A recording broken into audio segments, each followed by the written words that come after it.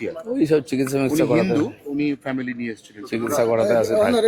হ্যাঁ, সেটা হচ্ছে কালকে যাদবপুর বিশ্ববিদ্যালয়কে কেন্দ্র করে যা হলো সেটাকে অনেকেই বলছে যে দুদলের শক্তি প্রদর্শন হলো। আমার জানা নেই কি হয়েছে, আমি ইন্দোরে ছিলাম,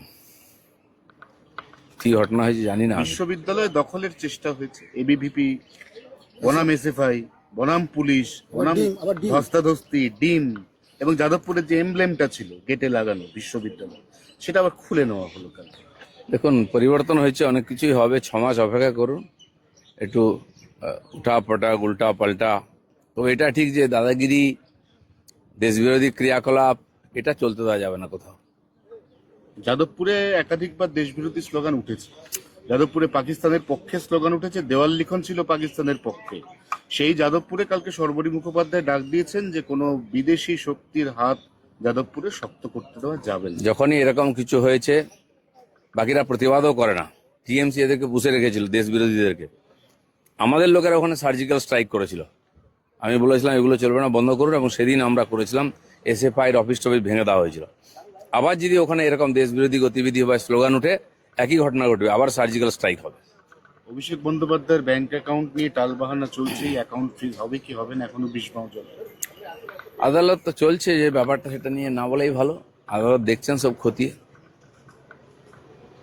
চলো, কোনো প্রশ্ন নাই, সব প্রশ্নের উত্তর হয়ে যাবে কদিন পরে। হ্যাঁ দাদা, দেবকে নিয়ে 30% কাটমানির পোস্টার গোটা হাঁটাল ছেয়ে গেছে, এই ব্যাপারে কি বলবেন? আমার জানা নাই, আমি গিয়ে খোঁজ নেবো, যেহেতু আমার জেলা।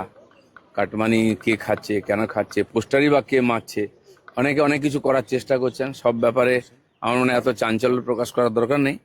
আর বাকি এ ধরনের কমপ্লেন এলে পুলিশকে জানানোর দরকার। পোস্টার দিয়ে কিছু হয় না, হয়তো রাজনৈতিক চাঞ্চল্য হয়, খবর হয়, কিন্তু সমাধান কিছু হয় না।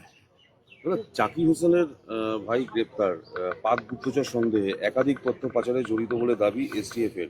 কয়লা বাড়ির পাথরের পরে এবার দেখুন, এই ধরনের দেশবিরোধী গতিবিধির যে ক্রিয়াকলাপ পশ্চিমবাংলায় কেন্দ্র করে বহু বছর চলেছে, এখনো চলছে। আমরা সেটাকে সমাধানের চেষ্টা করছি। অন্যান্য রাজ্যে শেষের দিকে চলে এসছে, কিন্তু এই যে বিরোধীরা যে ধরনের আন্দোলন করে, এদের মনোবল বাড়াবার চেষ্টা করছেন।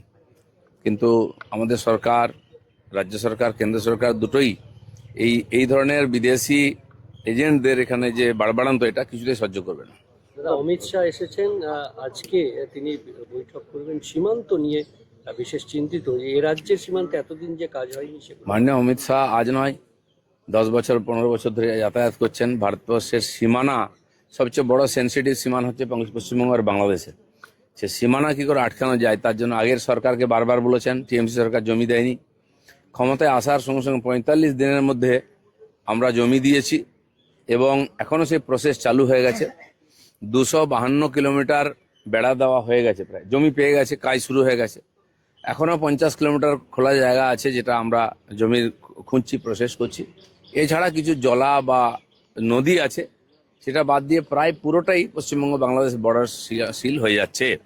তো মাননীয় অমিত শাহ খুব সিরিয়াসলি বিষয়টাকে নিয়েছেন, এবং প্রতি মাসেই প্রায় এখন আসেন। এখানকার আইন শৃঙ্খলা থেকে আরম্ভ করে সীমান্ত গতিবিধির ব্যাপারটা ওনার নজরে আছে।